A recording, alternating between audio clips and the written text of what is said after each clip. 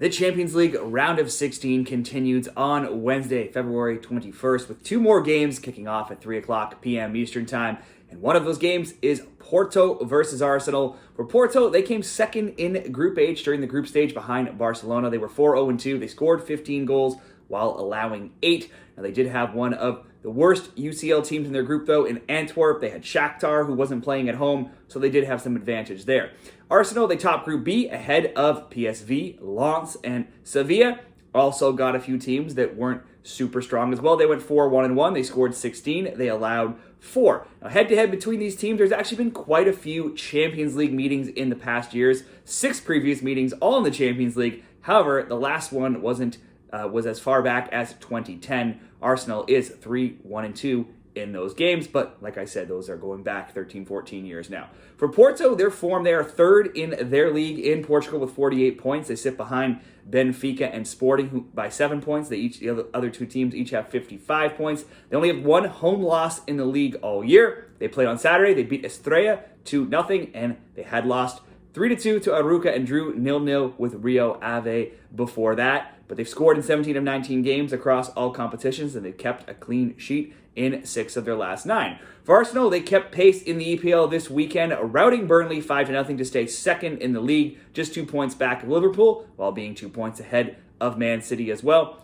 They're the EPL's second highest scoring team with a credible 58 goals scored in 25 games, and they're also the EPL's best defensive team, allowing just 22 goals. Now, they did have a dip in form at the end of 2023, start of 2024, with just 1 win in 7 across all competitions. But lately, they have been flying with 5 straight wins in the EPL, and their score lines have read 5-0, 6-0, 3-1, 2-1, and 5-0. So they've just been routing teams lately. They will be the favorites in this game in the odds at minus 150. The draw is plus 275. Porto being the home underdogs at a big price of plus 450. Over 2.5. Even money, under 2.5, minus 125. Both teams to score yes, minus 106, and both teams to score no, minus 125. Like I said, Arsenal has just been routing teams lately. They've only allowed 2 shots on target, an incredible just 2 shots in their last 3 EPL games. They allowed 0 to Burnley, 1 to West Ham, and just 1 to Liverpool. As good as Porto has been, they only have 37 goals scored in their league. That is lower than the teams above them, Benfica and Sporting, and even lower than Braga, who was right